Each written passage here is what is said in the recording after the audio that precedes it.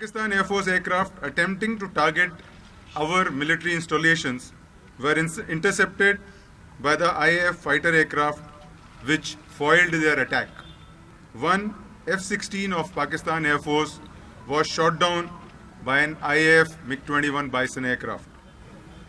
The F-16 crashed and fell across the line of control in Pakistan-occupied Jammu and Kashmir.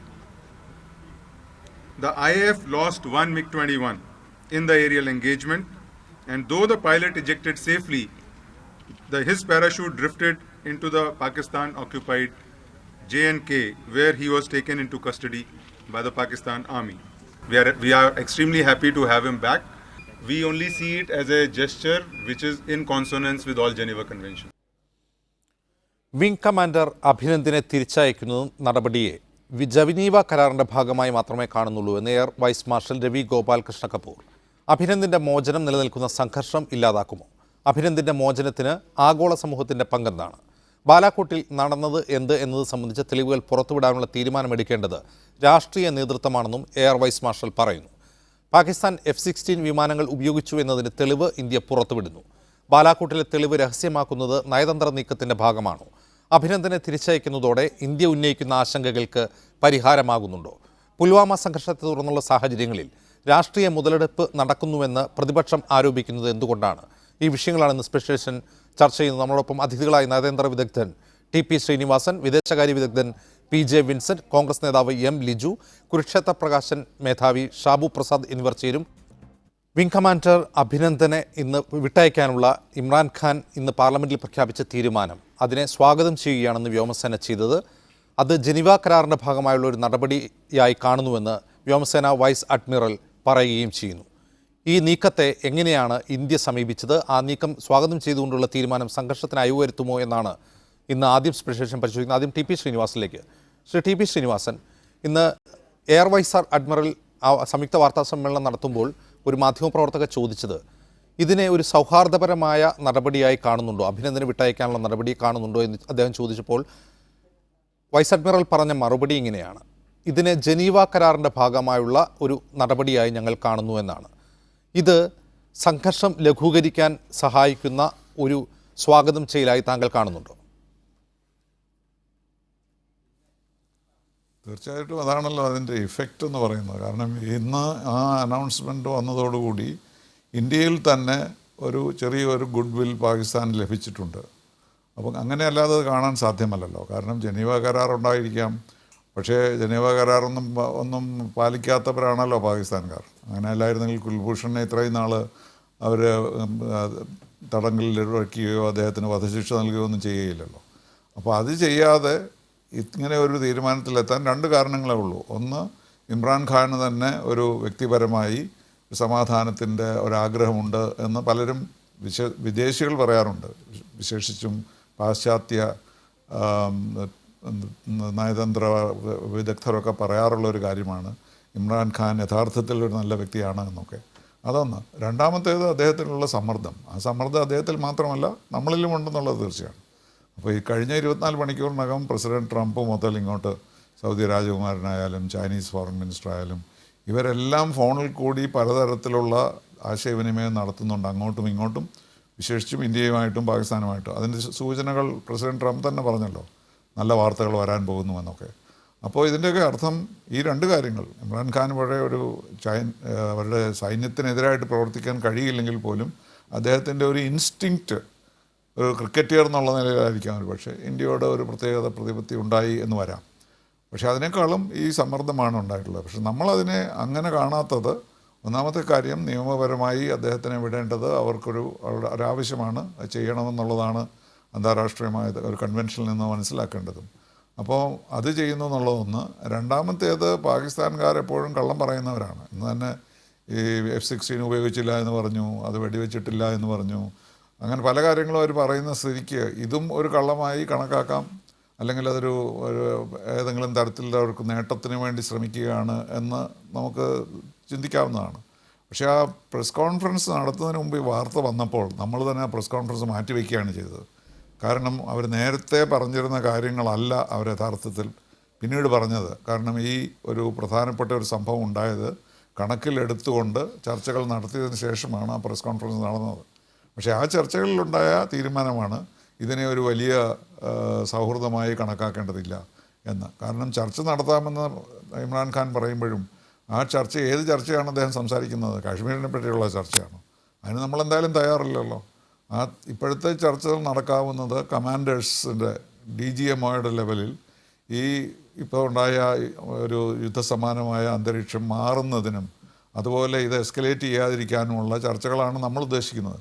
പക്ഷേ അദ്ദേഹം ഉദ്ദേശിക്കുന്നത് അതാണോ അതോ ഇതിൽ കൂടുതൽ കാശ്മീരിനെ പറ്റിയുള്ള ചർച്ചകളാണോ എന്ന് നമുക്കറിയില്ല. അപ്പോൾ അങ്ങനെയാണ് നമ്മൾ ഇതിനോടൊരു റിസ്ട്രെയിൻഡ് ആയിട്ടുള്ള ഒരു റിയാക്ഷൻ വേണമെന്ന് ഗവൺമെൻറ് ഓഫ് ഇന്ത്യ തീരുമാനിക്കാനുള്ള കാരണങ്ങൾ ഇതൊക്കെ ആയിരിക്കാം.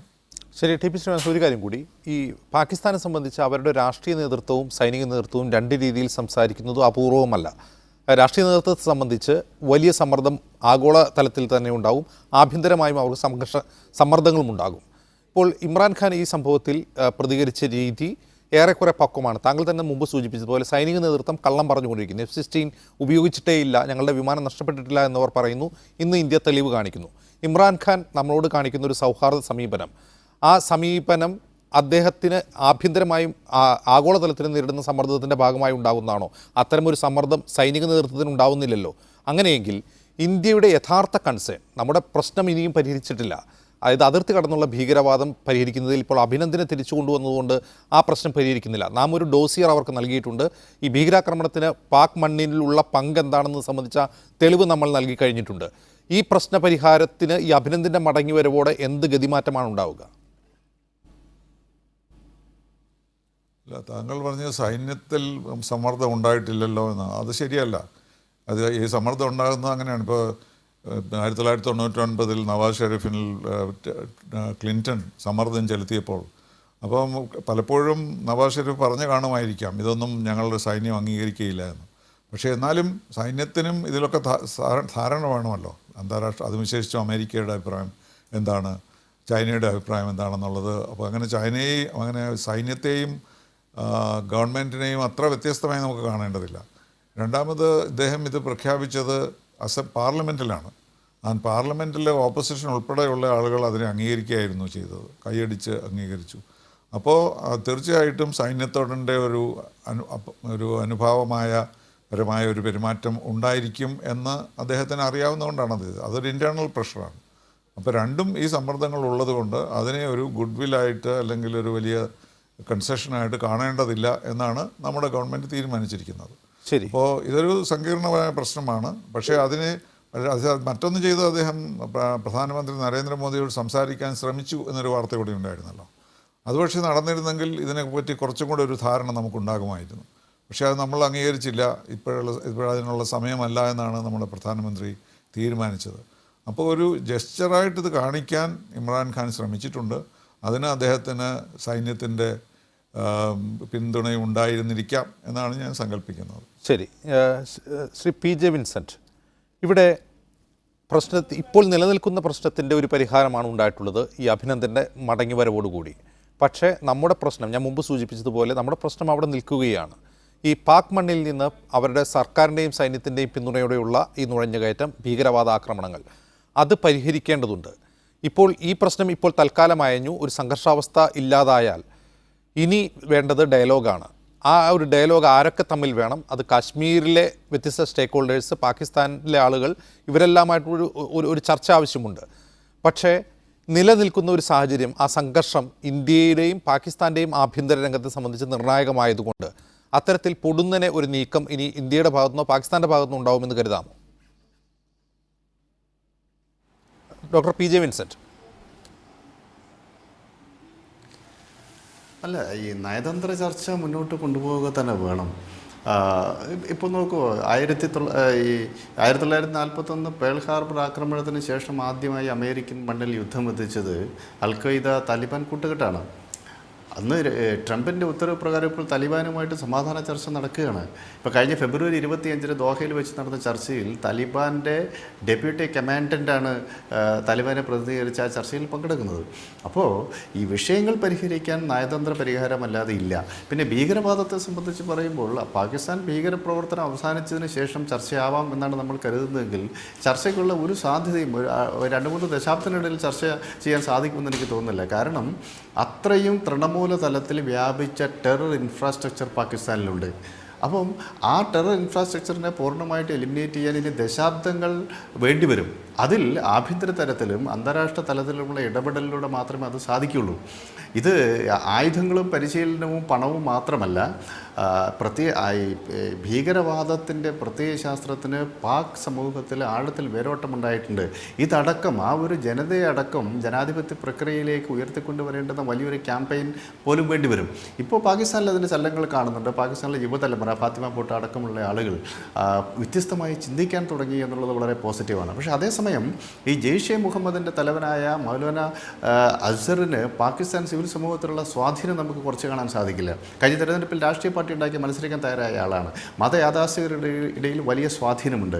ഇമ്രാൻഖാന് തെരഞ്ഞെടുപ്പിൻ്റെ സമയത്ത് മസൂദ് അസർ പിന്തുണ പ്രഖ്യാപിച്ചിരുന്നു. അപ്പോൾ ഒരു ബിൻലാദനെ പോലെ ഒരു ആഗോള ഒരു ഭീകരൻ മാത്രമല്ല അസർ, മറിച്ച് അദ്ദേഹത്തിൻ്റെ ജന്മനാട്ടിൽ മതയാഥാസ്ഥികരുടെയിൽ സിവിൽ സമൂഹത്തിൽ പട്ടാളത്തിൽ ഒക്കെ നിർണായകമായ സ്വാധീനമുള്ള ഒരു നേതാവ് കൂടിയാണ്. അപ്പോൾ ഇത്തരം ആളുകൾ അവിടെ ഇരിക്കുന്ന സമയത്ത് നമ്മൾ പ്രിയംപ്റ്റീവ് സ്ട്രൈക്ക് നടത്തിയതുകൊണ്ട് മാത്രം കാര്യമില്ല.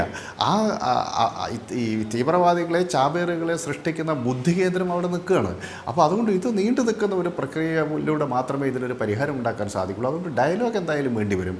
ആ ഡയലോഗ് നടക്കുന്നതിനോടൊപ്പം തന്നെ ഇനിയും മിന്നലാക്രമണങ്ങൾ വേണ്ടി വരും, അതുപോലെ സർജിക്കൽ സ്ട്രൈക്കുകൾ വേണ്ടി വരും, ഒരുപക്ഷെ നിയന്ത്രണ രേഖയും അതിർത്തിയും ലംഘിക്കേണ്ടി വരും.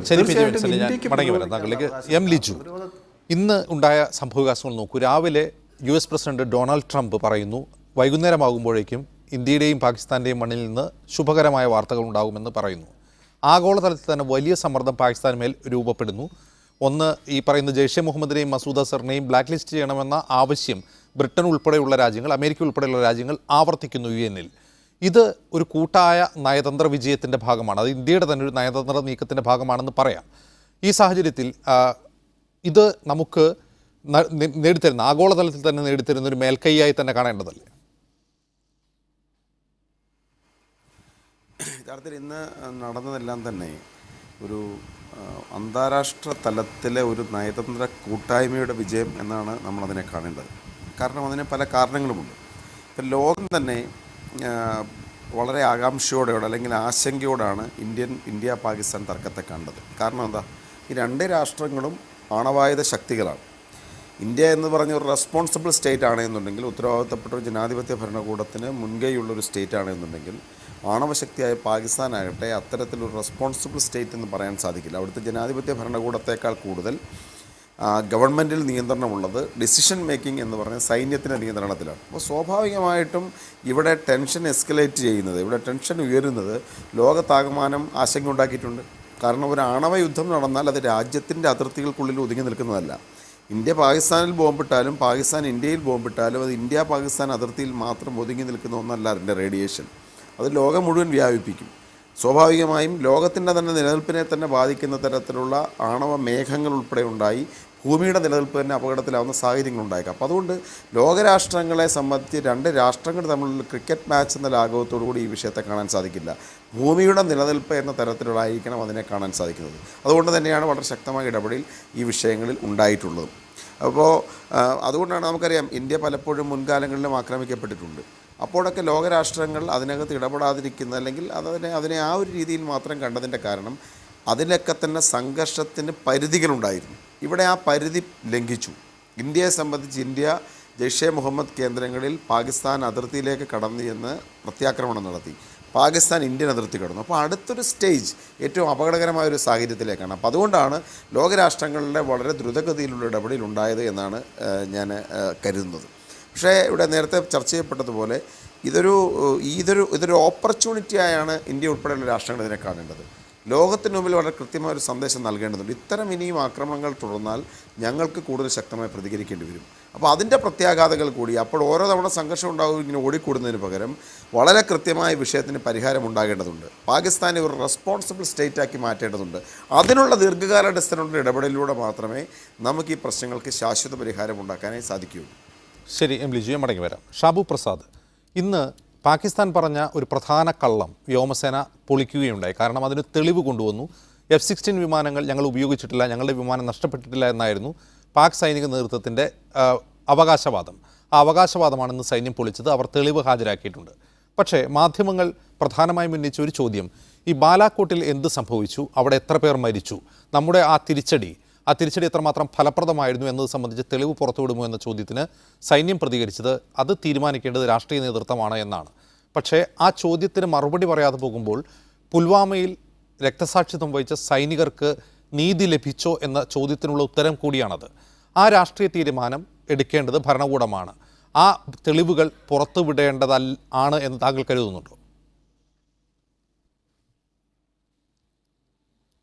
അത് തീർച്ചയായിട്ടും രാഷ്ട്രീയ നേതൃത്വം ഉചിതമായ സമയത്ത് ഉചിതമായ തീരുമാനമെടുക്കും.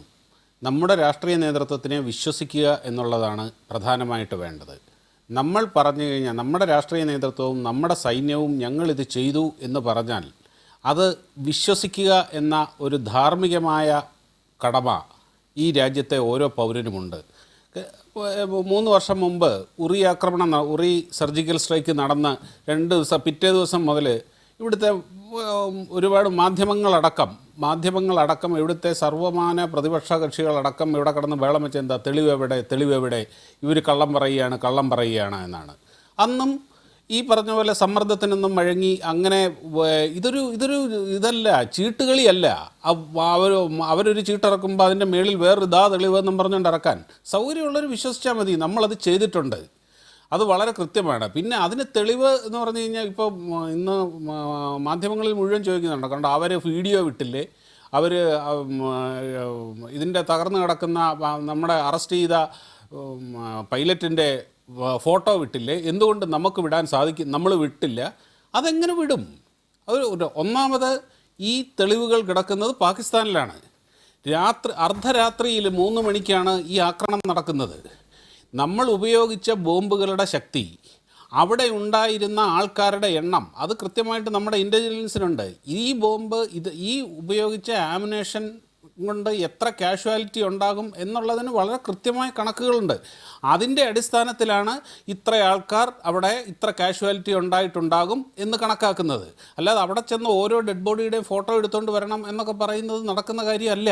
പക്ഷേ എന്നാൽ വളരെ കൃത്യമായിട്ട് അവരുടെ കയ്യിൽ വേണ്ട, ലോകത്തിനെ വിശ്വസിപ്പിക്കാൻ വേണ്ട തെളിവുകൾ നമ്മുടെ സൈന്യത്തിൻ്റെ കയ്യിലുണ്ട്. അത് സമയമാകുമ്പോൾ അത് എന്തുകൊണ്ടാണ് ഇപ്പോൾ പുറത്ത് വിടാത്തതെന്നുള്ളതിനൊന്നും എനിക്ക് ഉത്തരം പറയാൻ കഴിയില്ല. അതെനിക്ക് തോന്നുന്നില്ല ഇവിടെ ഇരിക്കുന്ന കാര്യം. അതിൻ്റേതായ കാരണങ്ങളുണ്ടാകും, സൈനികപരമായിട്ടുള്ള കാരണങ്ങളുണ്ടാകും. അത് അതിൻ്റെ സമയത്ത് പുറത്തു വരും. അതുവരെ പറയുന്നവർ പറയട്ടെ, സൗകര്യമുള്ളവർ വിശ്വസിക്കട്ടെ. പക്ഷേ നമ്മുടെ രാഷ്ട്രീയ നേതൃത്വം പറയുന്നത് വിശ്വസിക്കണോ, നമ്മുടെ സൈന്യം പറയുന്നത് വിശ്വസിക്കണോ, അതോ ശത്രു രാജ്യം പറയുന്നത് വിശ്വസിക്കണോ എന്നുള്ളത് തീരുമാനിക്കേണ്ടത് ഈ രാജ്യത്തെ ഓരോ മനുഷ്യൻ്റെയും ധാർമ്മിക ശ്രീനിവാസൻ, ഈ പറയുന്ന നമ്മുടെ തിരിച്ചടികൾ, സൈനികമായ ഇത്തരം തിരിച്ചടികൾ, അതിൻ്റെ തെളിവുകൾ പുറത്തു വരട്ടെ, വരാതിരിക്കട്ടെ. പക്ഷേ നമുക്ക് പാകിസ്ഥാനുമായുള്ള നയതന്ത്ര സൈനിക അനുഭവങ്ങൾ മുൻനിർത്തി പരിശോധിക്കുമ്പോൾ ഭീകരവാദത്തെ തടയാനുള്ള ഏറ്റവും ഫലപ്രദമായ ഒരു മാർഗമായി ഇപ്പോൾ അത് തോന്നുന്നുണ്ടോ? കാരണം ഇസ്രായേൽ ഫലസ്തീൻ മേഖലയിൽ ചെയ്യുന്നതാണത്. അതായത് അവരുടെ ശത്രു ആരാണോ ആ ശത്രുവിൻ്റെ അതിർത്തിയിൽ കടന്നു നിന്ന് വ്യോമാക്രമണം നടത്തി അവരെ ഇല്ലായ്മ ചെയ്യുക എന്നത്. ഇവിടെ പാകിസ്ഥാന് ഈ ഇന്ത്യയിലേക്കുള്ള ടെറർ ലോഞ്ച് പാഡുകളെ നിയന്ത്രിക്കാൻ കഴിയുന്നില്ലെങ്കിൽ, അതാണ് അനുഭവമെങ്കിൽ, ഇന്ത്യ ഇനിയും അത്തരത്തിൽ ഉള്ള സ്ട്രൈക്കുകളിലൂടെ നമ്മുടെ ഭീഷണിയെ ഇല്ലാതാക്കാനുള്ള ഒരു ശ്രമം ഈ നയതന്ത്ര ചർച്ചകൾ നടക്കുന്നതോടൊപ്പം തുടരേണ്ടതാണെന്ന് താങ്കൾ കരുതുന്നുണ്ട്? അതെ, വേണം, തീർച്ചയായിട്ടും അത് വേണം. പക്ഷേ ഒരു കാര്യം നമ്മൾ ശ്രദ്ധിക്കാനുള്ളത്, ഈ അവിടെ ഉണ്ടായ ഡാമേജിനെ പറ്റി പല അഭിപ്രായങ്ങളും ലോകത്ത് നിന്ന് നടക്കുന്നുണ്ട്. ഇപ്പോൾ ലോകത്തിലെ ഏറ്റവും പ്രശസ്തമായ പത്രങ്ങളൊക്കെ നോക്കിയാൽ അതിലെല്ലാം പറയുന്നത് അവിടെ ഇന്ന് നമ്മൾ പറഞ്ഞുകൊണ്ടിരിക്കുന്ന ഈ ഭീകരരുടെ ക്യാമ്പൊക്കെ കുറേ വർഷങ്ങൾക്ക് മുമ്പ് അവിടെ നിന്ന് മാറിപ്പോയിട്ടുണ്ട് എന്നാണ്. അത് എല്ലാവരും ഒരുപോലെ തന്നെ റിപ്പോർട്ട് ചെയ്യുന്നു. അപ്പോൾ അവിടുന്ന് വില്ലേജസ് പോയി നോക്കുന്നവരും റോയിറ്റേഴ്സും ഒക്കെ അതാണ് പറയുന്നത്. അപ്പോൾ അതുകൊണ്ട് നമുക്ക് തെളിവുകളുണ്ടെങ്കിൽ കാണിക്കേണ്ട അത്യാവശ്യം ഉണ്ടായിരിക്കുന്ന സന്ദർഭമാണിതിപ്പോൾ. നമ്മുടെ ഒരു ക്രെഡിബിലിറ്റി അക്കാര്യത്തിലില്ല. യഥാർത്ഥത്തിൽ നമ്മളവിടെ എത്ര നാശം ഉണ്ടാക്കി എന്നുള്ളത്. ചിലർ പറഞ്ഞ ഒരു മദ്രസ മാത്രമേ അവിടെ ഉണ്ടായിരുന്നുള്ളൂ, ബാക്കിയെല്ലാം മാറിപ്പോയിട്ട് വർഷങ്ങളായി, നമ്മൾ പഴയ മാപ്പിലാണ് നോക്കിയത് എന്നൊക്കെ പറയുന്നു. അപ്പോൾ അതിലെന്ത് സത്യം എന്താണെന്ന് ഇപ്പം നമ്മുടെ ആളുകൾ പോലും അത് സംശയിച്ച് തുടങ്ങിയിട്ടുണ്ട്. അപ്പോൾ അതുകൊണ്ട് ഈ ഏത് തരത്തിലാണ് ആയാലും ഈ കാര്യത്തിൽ നമ്മുടെ വിജയം നമുക്കുണ്ടായിട്ടുണ്ട് എന്നുള്ളത് ലോകത്തെ പറഞ്ഞ് മനസ്സിലാക്കേണ്ട ഉത്തരവാദിത്വം നമുക്കുണ്ട്. അത് ഒരു വശത്ത്. പക്ഷേ ഇപ്പോൾ ഒരു സമാധാനത്തിലേക്കാണ് പാകിസ്ഥാൻ നീങ്ങുന്നത് എന്നുള്ള ഒരു തെറ്റിദ്ധാരണയും ഇപ്പോൾ പലർക്കും ഉണ്ടായിട്ടുണ്ട്. കാരണം ഇത്ര ഒരു പ്രധാനമന്ത്രിയോട് സംസാരിക്കാൻ തയ്യാറായിരുന്നു, സമാധാനം പാലിക്കാനുള്ള ആഗ്രഹമുണ്ട് എന്നൊക്കെ പറയുമ്പോൾ അതിനും ചില ഒരു അനുരണനങ്ങളൊക്കെ ഉണ്ടാകുമല്ലോ. എല്ലാവരും അത് വിശ്വസിക്കാൻ തുടങ്ങും. കുറച്ചൊക്കെ പകുതിയെങ്കിലും വിശ്വസിച്ചു എന്ന് വെച്ചോളൂ. അപ്പോൾ അതിലും വളരെയധികം ശ്രമിച്ചു തന്നെ. അതുകൊണ്ടായിരിക്കണം നമ്മുടെ ഗവൺമെൻറ് അങ്ങനെ ഒരു നിലപാടെടുത്തത്. കാരണം ഈ സത്യങ്ങളെല്ലാം പറയാൻ തുടങ്ങിയിരിക്കുന്നതും ഇതൊരു സമാധാന ചർച്ചയിലേക്ക് നീങ്ങുന്നു എന്നുള്ള വിശ്വാസമില്ലാതെ തന്നെ ഇനിയും ഇത് സംഭവിച്ചേക്കാം എന്നുള്ള ഒരു സൂചന നമ്മൾ അവർക്ക് കൊടുക്കുന്നത്. പക്ഷേ മിസ്റ്റർ വിൻസെൻ്റ് പറഞ്ഞ ചർച്ചയുടെ കാര്യത്തിൽ എനിക്ക് വലിയ സംശയമുണ്ട്. ആരോടാണ് നമ്മൾ ചർച്ച ചെയ്യാൻ പോകുന്നത്? എന്തിനാണ് ചർച്ച ചെയ്യുന്നത്? ചർച്ച ചെയ്തിട്ട് എന്താണ് നമുക്ക് നേടാൻ കഴിയുക ഇന്നത്തെ ഈ അവസരത്തിൽ? കാരണം നമുക്കൊന്നും ഓഫർ ചെയ്യാനില്ല കൺസെഷൻ. ഭീകരവാദത്തിനെതിരായിട്ട് നമ്മൾ യുദ്ധം തന്നെ ചെയ്യും. കാശ്മീരിൽ നിന്ന് എന്തെങ്കിലും നമുക്ക് അങ്ങോട്ട് നൽകാനില്ല. അപ്പോൾ ഈ ചർച്ചകൾ എന്ന് പറയുന്നത് പാകിസ്ഥാൻ പലപ്പോഴും ഉപയോഗിക്കുന്നത് അവരുടെ സൗകര്യങ്ങൾക്ക് വേണ്ടിയാണ്. പാകിസ്ഥാൻ ഒരു സമാധാനം കാക്ഷിക്കുന്ന രാജ്യമാണെന്ന് കാണിക്കേണ്ടത് ഇമ്രാൻഖാൻ്റെ ആവശ്യമാണ്. അതിനാണ് ഇമ്രാൻഖാനെ അവിടെ വെച്ചിരിക്കുന്നത്. അല്ലെങ്കിൽ സൈന്യം ചെയ്യുമായിരുന്നല്ലോ അതെല്ലാം. അപ്പോൾ അദ്ദേഹത്തിൻ്റെ റോൾ അതാണ്. അപ്പോൾ ആ റോൾ സ്ഥാപിക്കാൻ വേണ്ടിയാണ് അദ്ദേഹം ചർച്ച ചെയ്യാമെന്നും അതുപോലെ പ്രധാനമന്ത്രി അദ്ദേഹത്തോട് സംസാരിക്കാമെന്നും മോദിയോട് സംസാരിക്കാമെന്നും ഒക്കെയുള്ള വാക്കുകൾ അദ്ദേഹത്തിന് അറിയാമായിരിക്കും. തീർച്ചയായും പ്രധാനമന്ത്രി അതിന് വഴങ്ങാൻ സാധ്യതയില്ല എന്ന്. എങ്കിലും അത് പറയുന്നത് ആ ഒരു റോൾ, അദ്ദേഹത്തിൻ്റെ റോൾ ഒരു സിവിലിയൻ ഫേസ് ഈ ആർമിക്ക് കൊടുക്കാനുള്ളതാണ്. അപ്പോൾ അതിൽ നമ്മൾ ഒട്ടും തെറ്റിദ്ധരിക്കാൻ പാടില്ല. നമ്മൾക്കിപ്പോൾ ചർച്ച ചെയ്യാവുന്നത് മിലിറ്ററി ലെവലിൽ അതിനുള്ള സംവിധാനങ്ങളുണ്ടല്ലോ. അത് സംസാരിക്കുക, എസ്കലേറ്റ് ചെയ്യാതിരിക്കാൻ നോക്കുക, നമുക്ക് എത്ര എവിഡൻസ് ഉണ്ടോ അതൊക്കെ കളക്ട് ചെയ്യുക. അങ്ങനെയുള്ള കാര്യങ്ങൾക്ക് വേണ്ടിയുള്ള ചർച്ചകൾ മാത്രമേ ഇപ്പോൾ അംഗീകരിക്കാൻ കഴിയൂ. ശരി, ടി പി ശ്രീനിവാസൻ, ഞാൻ മടങ്ങി വരാം. ശ്രീ പി ജി വിൻസെൻ്റ്, അതും ഒരു നിർണായക ചോദ്യമാണ്, ഈ ചർച്ച ആരോട് എന്നുള്ളൊരു ചോദ്യം. അത് മാത്രമല്ല, ഈ ഭീകരവാദം എന്ന് നാം പാകിസ്ഥാൻ്റെ ഒരു കോണ്ടെക്സ്റ്റിൽ പറയുമ്പോൾ അവിടെ അവർക്ക് രണ്ട് മുഖമുണ്ട്. ഒന്ന്, ഈ പറയുന്ന ഭീകരവാദത്തിന് വേണ്ടി ഫണ്ട് റേസിംഗ് നടത്തുന്നത് അവിടുത്തെ മുഖ്യധാരയിൽ നിൽക്കുന്ന നേതാക്കളാണ്. അതിപ്പോൾ മസൂദ് അസർ ആകട്ടെ, ഹാഫിസ് സയ്യിദ് ആകട്ടെ, അവർ പൊതുജനങ്ങളുടെ മുമ്പിൽ പ്രവർത്തിക്കുന്ന ആളുകളാണ്. അവർ തന്നെയാണ് ഈ ഭീകരവാദത്തെ സഹായിക്കുന്ന രീതിയിൽ ഫണ്ട് ചെയ്യുന്നതും റിക്രൂട്ട് ചെയ്യുന്നതും. അപ്പോൾ സ്വാഭാവികമായും അവിടുത്തെ രാഷ്ട്രീയ നേതൃത്വത്തിന് അവർക്കെതിരെ നടപടിയെടുക്കുന്നതിൽ ജനങ്ങളുടെ അല്ലെങ്കിൽ അവിടുത്തെ ഒരു റൈറ്റ് വിങ്ങിൻ്റെ എതിർപ്പ് അവർ സ്വാഭാവികമായും ഭയക്കും. ഈ ഒരു ധർമ്മസങ്കടമാകും അവിടുത്തെ രാഷ്ട്രീയ നേതൃത്വത്തിനുണ്ടാവുക. അപ്പോൾ നമ്മുടെ നീക്കം പാളുന്നത് അവിടെയാണ്. അതായത് പാകിസ്ഥാൻ്റെ ആഭ്യന്തര രാഷ്ട്രീയവുമായി ബന്ധപ്പെട്ട ചില കാര്യങ്ങളാണ് നമ്മളെ സംബന്ധിച്ച പ്രശ്നം. അങ്ങനെയെങ്കിൽ ഇവിടെ ടി പി ശ്രീനിവാസൻ ചൂണ്ടിക്കാട്ടുന്നത് പോലെ എന്തുകൊണ്ടാണ് ഒരു സൈനിക തലത്തിലുള്ള ചർച്ചയ്ക്ക് ഇരു രാജ്യങ്ങളും തുനിയാത്തത്? അത് സാധ്യമാണോ? അല്ല, ഇപ്പം ഇന്ത്യൻ സൈന്യവും പാകിസ്ഥാൻ സൈന്യവും പരസ്പരം ചർച്ച ചെയ്ത് ഈ ഒരു പരിഹാരത്തിലെത്തിയാൽ പോലും പാകിസ്ഥാനിൽ കേന്ദ്രീകരിച്ച് പ്രവർത്തിക്കുന്ന ഈ ഭീകര സംഘങ്ങൾ ഇന്ത്യക്കെതിരായിട്ടുള്ള റിക്രൂട്ട്മെൻറ്റും ചാവേർ ആക്രമണങ്ങളും നിർത്തുമെന്ന് കരുതാൻ സാധിക്കില്ല. കാരണം ഏറെക്കുറെ ഒട്ടോണമസ് ആയിട്ടുള്ളൊരു റഷ്യമാണത്. അവിടുത്തെ ഭീകരവാദികൾ സിവിൽ സമൂഹത്തിൻ്റെ പിന്തുണയുണ്ട്. അവർക്ക് സ്വന്തമായിട്ടുള്ള ഒരു ഐഡിയോളജിക്കൽ ക്രിമിനൽസാണ് അവർ. അപ്പോൾ ആ ദിശയിൽ അവർക്ക് സ്വതന്ത്രമായിട്ട് പ്രവർത്തിക്കാൻ കഴിയുന്നുണ്ടല്ലോ. അപ്പോൾ ഇവരുമായിട്ടൊക്കെ ചർച്ച ചെയ്യാൻ പറ്റുമോ എന്ന് ചോദിച്ചു കഴിഞ്ഞാൽ ഏതെങ്കിലും തരത്തിലൊരു നയതന്ത്ര പ്രക്രിയ മുന്നോട്ട് കൊണ്ടുപോകാൻ സാധിക്കുമോ? ഇപ്പോൾ വിക്കിലീക്സ് പുറത്തുവിട്ട രേഖകൾ 2007 മുഷറഫ് മൻമോഹൻ സിംഗ് ധാരണയുടെ ചില കാര്യങ്ങൾ വെളിപ്പെടുത്തുകയുണ്ടായി. ഏതായാലും അതിൻ്റെ വസ്തുത എന്താണെങ്കിലും 1989 കാശ്മീരിൽ സംഘർഷം ആരംഭത്തിന് ശേഷം ഏറ്റവും സമാധാനപൂർണ്ണമായിട്ട് കാശ്മീർ താഴ്വരയിൽ സമാധാനം നിലനിന്നത് 2007-2008 കാലത്താണ്. അതൊരു പക്ഷേ ഈ ഒരു സമാധാന പ്രക്രിയയുടെ ഫലമായിരിക്കാം. ഇപ്പോൾ ഈ സംഘർഷം നിൽക്കുന്ന ഈ സാഹചര്യത്തിൽ ചർച്ചയ്ക്ക് പോകണം എന്നൊരു അഭിപ്രായമല്ല ഞാൻ പറഞ്ഞത്. അത് ശ്രീനിവാസൻ സാറ് പറഞ്ഞത് വളരെ കറക്റ്റാണ്. ഇന്നിപ്പോൾ ഈ ദിശയിൽ നമ്മളിപ്പോൾ ചർച്ച ചെയ്യാനൊന്നുമില്ല. കാരണം കാശ്മീരിനെ സംബന്ധിച്ച് ഒരു കാര്യത്തിലും നമുക്ക് കൺസെഷൻ ചെയ്യാനില്ല. അപ്പോൾ പക്ഷേ ഈ സമാധാന പ്രക്രിയ, നയതന്ത്ര പ്രക്രിയ പൂർണ്ണമായും വേണ്ട എന്ന ഒരു സമീപനം സ്വീകരിക്കുന്നത് ഗുണകരമാവില്ല എന്ന അഭിപ്രായമാണ് എനിക്കുള്ളത്. കാരണം ഭീകരവാദം അവസാനിച്ചതിന് ശേഷം ചർച്ചയാവാം എന്ന് നിശ്ചയിച്ചു കഴിഞ്ഞാൽ സമീപകാലത്തൊന്നും പാകിസ്ഥാനുമായി ഒരു നയതന്ത്ര ചർച്ചയോ ഒരു സമാധാന ചർച്ചയോ സാധ്യമാവില്ല. കാരണം ഒരു ഒട്ടോണമസ് ആയിട്ട് തന്നെ അവിടുത്തെ ഭീകരവാദികൾ പ്രവർത്തിക്കുന്നുള്ളൂ. അത് ഇന്ത്യക്ക് മാത്രമല്ലല്ലോ, അത് ആഗോള സമാധാനത്തിനും സുരക്ഷിതത്വത്തിനും ഭീഷണിയാവുന്ന രീതിയിൽ അവിടുത്തെ ഭീകരസംഘങ്ങൾ പ്രവർത്തിക്കുന്നുള്ളൂ. അത് രണ്ടാമത്തെ ഒരു കാര്യം കൂടെ എനിക്ക് പറയാനുള്ളത്, ഇപ്പോൾ രൂപപ്പെട്ട് വന്നിട്ടുള്ള ആഗോള തലത്തിൽ രൂപപ്പെട്ട് വന്നിട്ടുള്ള ഭീകരതയ്ക്കെതിരായിട്ടുള്ള ഒരു നിലപാട്, അതുകൊണ്ടാണ് ഇപ്പോൾ പാകിസ്ഥാൻ ഈ നിലപാട് സ്വീകരിക്കാൻ കാരണമായിട്ടുള്ളത്. ഇപ്പോൾ രണ്ട് കാര്യങ്ങൾ ഇന്ത്യയുടെ കൃത്യമായിട്ടുള്ള നയമാറ്റത്തിൻ്റെ സൂചനയാണ്. ഒന്ന്, ഉറി ആക്രമണത്തിന് ശേഷം സർജിക്കൽ സ്ട്രൈക്ക്, ഇന്ത്യ നിയന്ത്രണ രേഖ ലംഘിച്ച് സർജിക്കൽ സ്ട്രൈക്ക് നടത്തി. ഇപ്പോൾ പുൽവാമ ആക്രമണത്തിന് ശേഷം ഇന്ത്യ പാക് ബോർഡർ അതിലംഘിച്ച് ആക്രമണം നടത്തി. ഈ രണ്ട് കാര്യങ്ങൾ വളരെ കൃത്യമായൊരു സൂചന പാകിസ്ഥാന് നൽകുന്നുണ്ട്. പാകിസ്ഥാൻ്റെ ടെറിട്ടറിയിൽ നിന്ന് ഇന്ത്യ ആക്രമിച്ചു കഴിഞ്ഞാൽ അവിടെ ലക്ഷ്യം ഏതാണെങ്കിലും അതിർത്തി ലംഘിച്ച്, അത് നിയന്ത്രണ രേഖയും അതിർത്തിയും രണ്ടും ലംഘിച്ച് ഞങ്ങൾ സൈനിക നടപടി സ്വീകരിക്കുമെന്ന മെസ്സേജ് ഇന്ത്യ കൃത്യമായി കൊടുത്തു. അത്തരമൊരു ആക്രമണം നടത്തിക്കഴിഞ്ഞാൽ അത് പാകിസ്ഥാനെതിരെയായിട്ടുള്ള ഒരു ഇൻവേഷനായി കണക്കാക്കില്ല ലോക സമൂഹം എന്നുള്ളതിൻ്റെ തെളിവും ഇന്ന് ഇന്ത്യയിൽ ലഭിച്ചു. അതുകൊണ്ടാണല്ലോ ലോകത്തിലുള്ള ഒരു രാഷ്ട്രവും. ശരി പി ജെ വിൻസെന്റ്, ഞാൻ മടങ്ങി വരാം.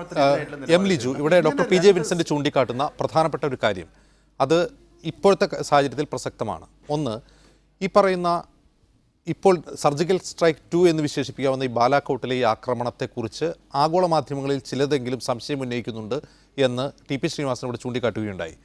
യഥാർത്ഥത്തിൽ പുൽവാമയിലെ വീരമൃത്യു വരിച്ച ജവാന്മാരുടെ ആത്മാക്കൾക്ക് നീതി ലഭിക്കാനുള്ള ഒരു നടപടിയായിട്ടാണ് ഈ സർജിക്കൽ സ്ട്രൈക്ക് 2-നെ, ബാലാക്കോട്ടിലെ ആക്രമണത്തെ നാം കണ്ടത്. പക്ഷേ പ്രതിപക്ഷം ഈ പുൽവാമ സംഭവത്തെ തുടർന്ന് പ്രതിപക്ഷം സ്വീകരിച്ചൊരു സംയമനമുണ്ട്, രാഷ്ട്രീയമായ സംയമനം. ആ രാഷ്ട്രീയമായ സംയമനം ഭരണകക്ഷിയോ അല്ലെങ്കിൽ ആ സർക്കാരോ സ്വീകരിക്കുന്നില്ല എന്ന വിമർശനം പ്രതിപക്ഷം ഉന്നയിക്കുകയും ചെയ്യുന്നു. ഈ സാഹചര്യത്തിലാണ് ഈ പുൽവാമയ്ക്കുള്ള മറുപടിക്ക് തെളിവ് വേണം എന്ന് പറയുന്നതിൻ്റെ ഒരു സാങ്കത്യം. ടി.പി. ശ്രീനിവാസൻ അത് ചൂണ്ടിക്കാട്ടുന്നുണ്ട്. അത് കൃത്യമായി ആ തെളിവ് കാണിച്ചാൽ മാത്രമേ അതിനൊരു വിശ്വാസ്യത കൈവരൂ എന്ന്. ഈ സാഹചര്യത്തിലാണ് പ്രതിപക്ഷം എന്ത് ചെയ്യുന്നത്? രാഷ്ട്രീയമായ മുതലെടുപ്പ് ഇക്കാര്യത്തിൽ ഭരണകക്ഷി എടുക്കുന്നു എന്ന വിമർശനം ഉയർത്തുന്നത്. അപ്പോൾ ആ തെളിവ് നിർബന്ധമാവുന്ന ഒരു സാഹചര്യം രൂപപ്പെടുന്നുണ്ടോ? ഒന്ന്, രാഷ്ട്രീയമായി BJP അല്ലെങ്കിൽ സർക്കാർ വേണ്ടത്ര സംയമനം കാണിക്കുന്നില്ല എന്നതൊരു യാഥാർത്ഥ്യമാണ്. നമുക്കതിനെ ഓരോ ഘട്ടങ്ങളായി മനസ്സിലാക്കാൻ സാധിക്കും. ഇപ്പോൾ പുൽവാമ ആക്രമണത്തിന് ശേഷം ആ ആക്രമണത്തിൻ്റെ അല്ലെങ്കിൽ അതിലെ സെക്യൂരിറ്റി ഫോൾസിനെ കുറിച്ച് വളരെയധികം കൺസേൺസ് അല്ലെങ്കിൽ വിമർശനങ്ങൾ ഉണ്ടെങ്കിൽ പോലും അതൊന്നും ഉന്നയിക്കാൻ പ്രതിപക്ഷം തയ്യാറായില്ല. അതിർത്തി കടന്ന് ആക്രമണം നടത്തിയപ്പോൾ പരിപൂർണമായി അതിനെ പിന്തുണയ്ക്കുന്ന സമീപനമാണ് പ്രതിപക്ഷ രാഷ്ട്രീയ പ്രസ്ഥാനങ്ങളെല്ലാം സ്വീകരിച്ചത്. പക്ഷേ ഗവൺമെൻറ് ചെയ്തതെന്താ? ശ്രീ നരേന്ദ്രമോദി ആദ്യം തന്നെ പറഞ്ഞത് 2014 വേർഡിക്റ്റ് വീണ്ടും ആവർത്തിക്കണം, എനിക്ക് വീണ്ടും അധികാരം തരാനുള്ള എന്നുള്ള തരത്തിലാണ് അദ്ദേഹം അതിനെ വ്യാഖ്യാനിച്ചത്. ഇപ്പോൾ കർണാടകത്തിൻ്റെ മുഖ്യമന്ത്രിയായ ശ്രീ BS യെദ്യൂരപ്പയുടെ സ്റ്റേറ്റ്മെൻറ്റ് പുറത്തു വന്നിട്ടുണ്ട്. യെദ്യൂരപ്പ പറയുന്നത് BJPക്ക് ഈ ആക്രമണം ഗുണം ചെയ്യും, 22 സീറ്റുകൾ ലഭിക്കും എന്നുള്ളതാണ് അദ്ദേഹത്തിൻ്റെ ഒരു വേർഷൻ. BJP പുറത്തുവിട്ട സ്റ്റേറ്റ്മെൻറ്റ്സ്, ന്യൂ ഇന്ത്യ എന്ന് പറഞ്ഞാൽ പണ്ട് പാകിസ്ഥാനെ ആക്രമിച്ച് കീഴ്പ്പെടുത്തി ബംഗ്ലാദേശിനെ സൃഷ്ടിച്ച ആ ഇന്ത്യ, അതൊന്നും പ്രസക്തമല്ല. അല്ലെങ്കിൽ ഇപ്പോൾ ഒരു ആക്രമണം നടത്താൻ ഇന്ത്യൻ സേനയ്ക്ക് ശേഷി ഉണ്ടാക്കി കൊടുത്ത പൂർവ്വകാല സർക്കാരുകളുടെ നിലപാടുകളും പ്രസക്തമല്ല. കാർഗിൽ യുദ്ധത്തിലെ നമ്മുടെ വിജയവും കണക്കിലെടുക്കണം. ന്യൂ ഇന്ത്യയാണ്. അത് നരേന്ദ്രമോദി വന്നപ്പോൾ മാത്രമാണ് ഇന്ത്യക്ക് ഇത്തരം ഒരു തരത്തിലുള്ള ധൈര്യമുണ്ടായത്, തരത്തിലുള്ള വ്യാഖ്യാനങ്ങൾ.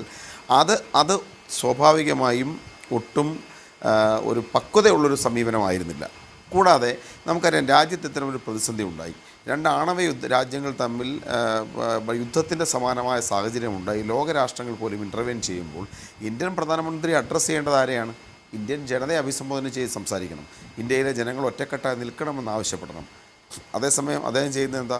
അദ്ദേഹം ഇന്നും ബൂത്ത് സഹയോഗികളുടെ BJPയുടെ ബൂത്ത് പ്രവർത്തകരുടെ വീഡിയോ കോൺഫറൻസിൽ അദ്ദേഹം പങ്കെടുക്കുകയാണ്. താമരകൾക്ക് നടുവിലാണ് അദ്ദേഹം, ദേശീയപാതയ്ക്ക് നടുവിലല്ല പതാകയ്ക്ക് കൂടെ ഒപ്പമല്ല നിൽക്കുന്നത്. തരത്തിൽ അതൊക്കെ വളരെ ബാലിശമായ സംയമനം പാലിക്കാവുന്ന ഒന്നാണ്. ഇന്ന് തന്നെ കോൺഗ്രസ് പ്രവർത്തക സമിതി മാറ്റിവെച്ചു. എന്താ കോൺഗ്രസ് പ്രവർത്തക സമിതി മാറ്റിവെച്ചത്?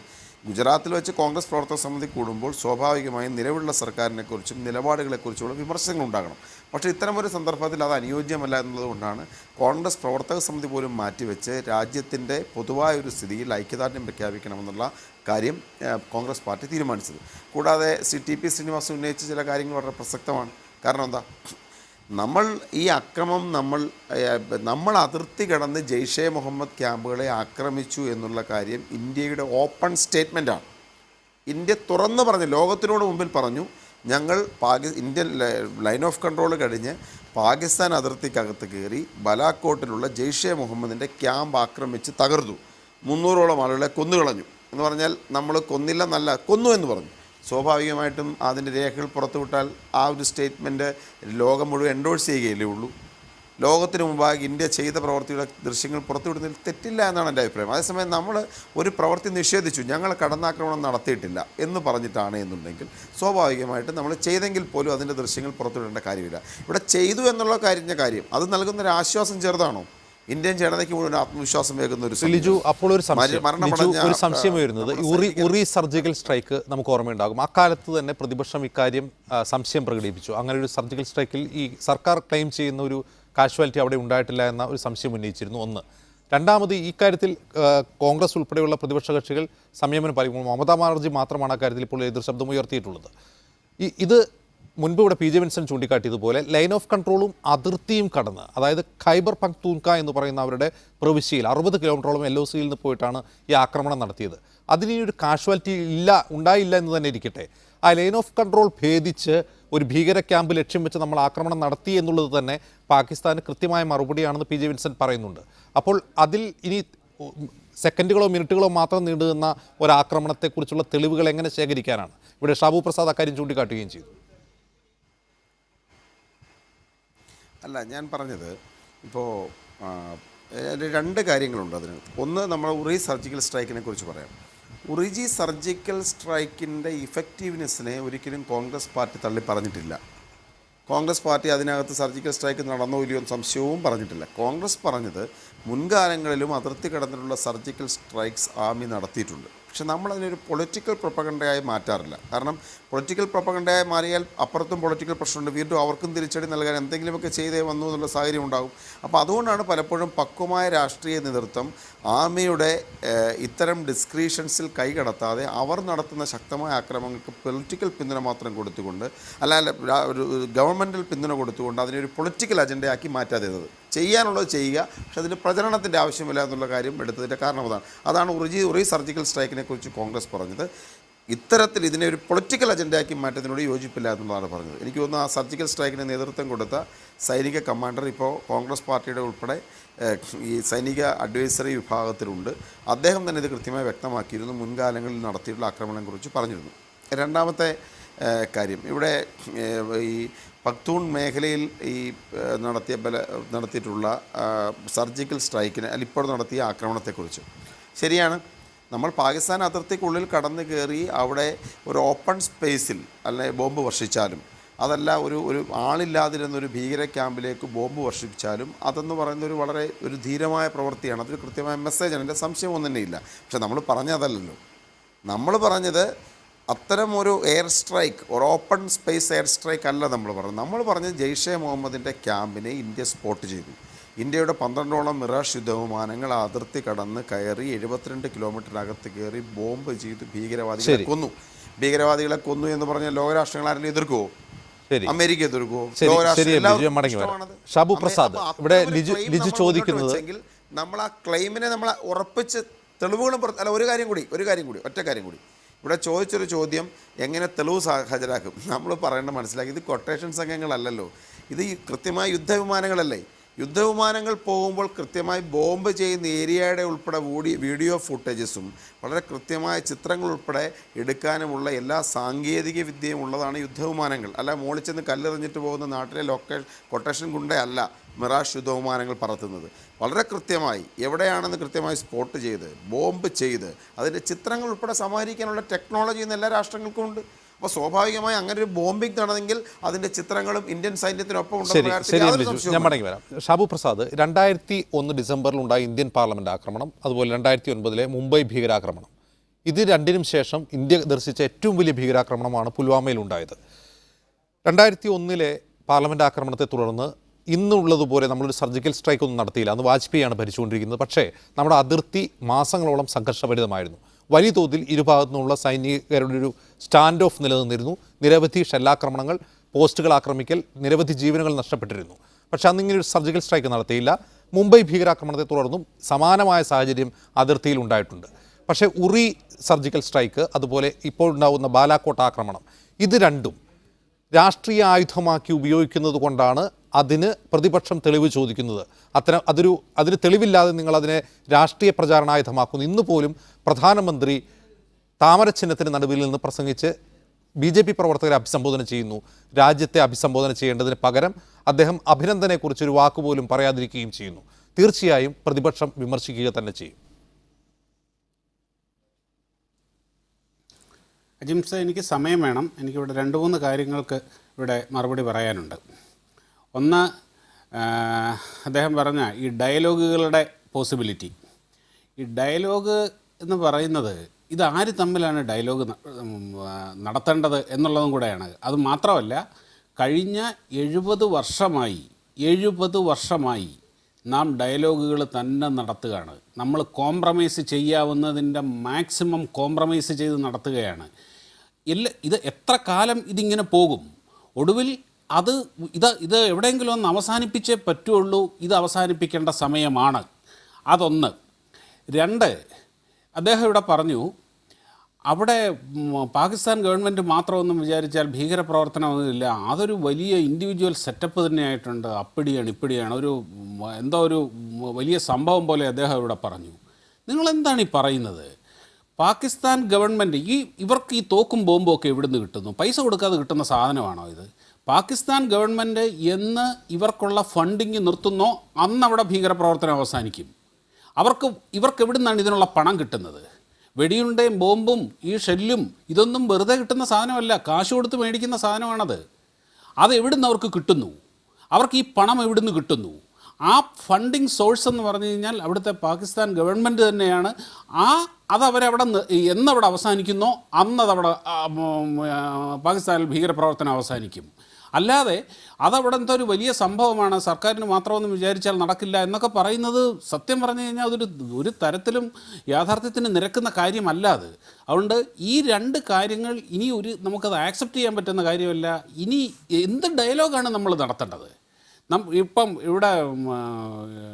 ഇവിടെ അജിംസും പറഞ്ഞു, പറയാതെ പറഞ്ഞ എന്ന രീതിയിൽ, അതായത് ഇമ്രാൻഖാൻ ഒരു പക്വമതിയായ നേതാവാണ്, അദ്ദേഹം എങ്ങനെയാണെങ്കിലും ഒരു ഡയലോഗിന് തയ്യാറായല്ലോ. അജിംസ, ഒരു 2-3 ആഴ്ച മുമ്പ് ഒരു പ്രശ്നവും ഇല്ലാതിരുന്ന സമയത്ത് ഇമ്രാൻഖാൻ പറഞ്ഞ വാക്കുകൾ എന്താ?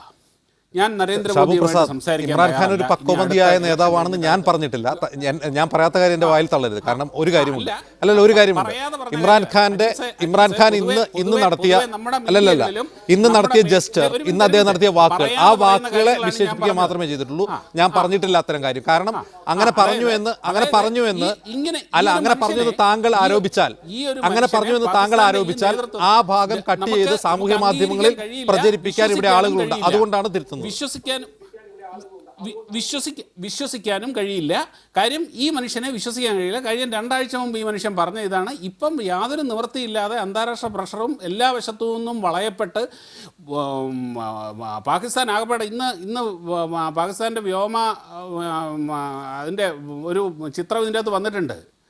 കംപ്ലീറ്റ് മുഴുവൻ വിമാനത്താവളങ്ങളും അടച്ചു, സ്കൂളുകൾ അടച്ചു, കോളേജുകൾ അടച്ചു. ഈ ഒരു അവസ്ഥയിൽ പാകിസ്ഥാൻ എത്ര ദിവസം മുമ്പോട്ട് പോകാൻ പറ്റും? ഇങ്ങനെ ഒരു നിവൃത്തിയുമില്ലാത്തൊരവസ്ഥയിൽ അയാൾ താഴെ വന്ന് കാലേ വീഴുന്ന രീതിയിൽ പറഞ്ഞ വർത്തമാനമാണത്.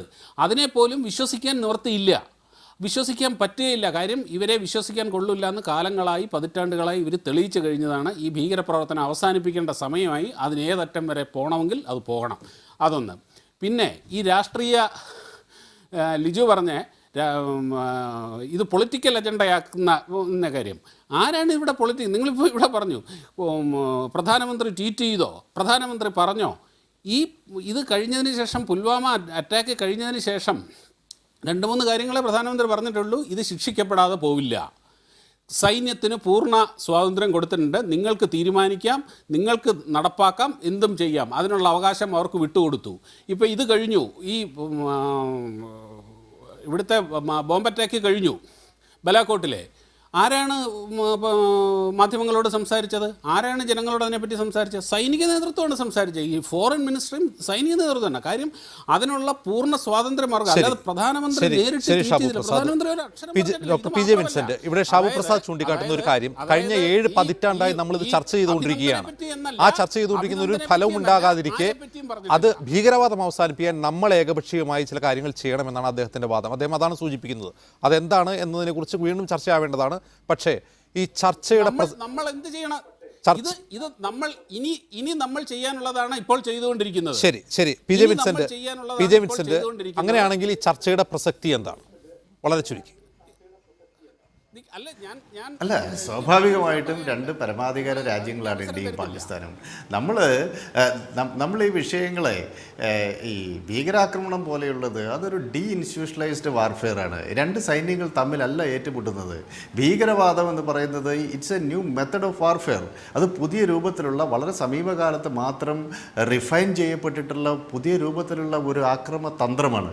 നോക്കൂ, ഒരു ഒറ്റ ചാവേറാണ് വന്ന് പൊട്ടിത്തെറിച്ച് നമ്മളുടെ 40 ധീര ജവാന്മാർ വീരമൃത്യു മരിക്കുന്ന സാഹചര്യം ഉണ്ടായിട്ടുള്ളത്. അതുകൊണ്ട് ഭീകരവാദത്തെ നമ്മൾ പ്രത്യേക രൂപത്തിൽ കാണണം. അത് ഇന്ത്യയുടെ മാത്രം പ്രശ്നമല്ല. അവരെപ്പോഴും അറ്റാക്ക് ചെയ്യുന്നത് സാധാരണ മനുഷ്യരെയാണ്. ഇപ്പം ഈ കാശ്മീരിലിപ്പം ഈ IS-ന്റെ തകർച്ചയ്ക്ക് ശേഷം അവിടെ നിന്നുള്ള ചില പോരാളികൾ വന്നതിന് ശേഷമാണ് ഇന്ത്യയുടെ സൈനിക ലക്ഷ്യങ്ങളെ അവർ കൃത്യമായി ആക്രമിക്കാൻ തുടങ്ങിയത്. അതിനു മുമ്പ് ഭീകരപ്രവാദികൾ എന്താണ്, അവർ സാധാരണ സിവിലിയൻസിനെയാണ് ആക്രമിക്കുന്നത്. മാർക്കറ്റിൽ ബോംബ് വയ്ക്കുന്നു, അതല്ലെങ്കിൽ ഒരു സ്കൂളിൽ പോയിട്ട് ബോംബ് ചെയ്യുന്നു. പാകിസ്ഥാനിലെ പെഷവാറിൽ തന്നെ നമ്മൾ കണ്ടതല്ലേ, അവിടെ ഒരു സ്കൂളിലേക്ക് പാഞ്ഞു കയറി 136 കുഞ്ഞുങ്ങളെയാണ് വെടിവെച്ചത്. അപ്പോൾ അല്ല, ഈ ഭീകരരോട് ചർച്ച ചെയ്യണം എന്നല്ല ഞാൻ പറയുന്നത്. നിങ്ങൾക്ക് അതിൻ്റെ ഒരു സംഗതി മനസ്സിലായിട്ടില്ല. ഇവിടെ പാകിസ്ഥാൻ്റെ സിവിലിയൻ നേതൃത്വമായിട്ടും അല്ല, ഞാൻ ഒറ്റ കാര്യം പറയട്ടെ, അത് ഒറ്റ കാര്യം എനിക്ക് പറയാനുള്ളൂ. ഇപ്പം ജെയ്റ്റ്ലി കഴിഞ്ഞ ദിവസം ഒരു കാര്യം പറഞ്ഞു, അബോട്ടാബാദിൽ അമേരിക്ക, ഒറ്റ കാര്യം പറയട്ടെ, ഒറ്റ കാര്യം കേൾക്കുക. അബോട്ടാബാദിൽ അമേരിക്ക വന്ന് അമേരിക്കൻ മറീനുകൾ ആക്രമണം നടത്തി ബിൻ ലാദനെ കൊലപ്പെടുത്തി. അമേരിക്കയ്ക്കാകാമെങ്കിൽ ഇന്ത്യക്കുമാകാം എന്ന് ജെയ്റ്റ്ലി പറയുകയുണ്ടായി. ആ അമേരിക്കൻ മാതൃക സ്വീകാര്യമാണ് എന്നാണ് ജെയ്റ്റ്ലി പറഞ്ഞത്. സ്വീകരിച്ചോളൂ. ഇതേ അമേരിക്ക തന്നെയാണ് ഇപ്പോൾ താലിബാനുമായി നേരിട്ട് ചർച്ച നടത്തുന്നത്. ഇപ്പോൾ ദോഹയിൽ ഇപ്പോൾ 2 വട്ടം ചർച്ച നടന്നത്. കഴിഞ്ഞ ഫെബ്രുവരി 25-ന് താലിബാൻ്റെ ഡെപ്യൂട്ടി കമാൻഡർ പങ്കെടുത്തുകൊണ്ട് താലിബാനുമായി ഖത്തറിലെ ദോഹയിൽ വെച്ച് ചർച്ച നടത്തുകയാണ്. നിങ്ങൾ ആഗോളതലത്തിൽ ഉണ്ടാകുന്ന കാര്യങ്ങൾ, ഈ ഭീകരവാദം എന്ന് പറയുന്നത് വളരെ ലളിതമായിട്ടുള്ള ഒരു സംഗതിയല്ല. അപ്പം അതുകൊണ്ട് മറുപടി എന്നാണ് ഈ ചർച്ച അവസാനിപ്പിക്കുന്ന ഒരേ ഒരു ചോദ്യം. വളരെയധികം P J Vincent, T P Sreenivasan, M Liju, Shabu Prasad ഈ ചർച്ചയിൽ പങ്കെടുത്തതിന് പ്രതികരിച്ചതിന്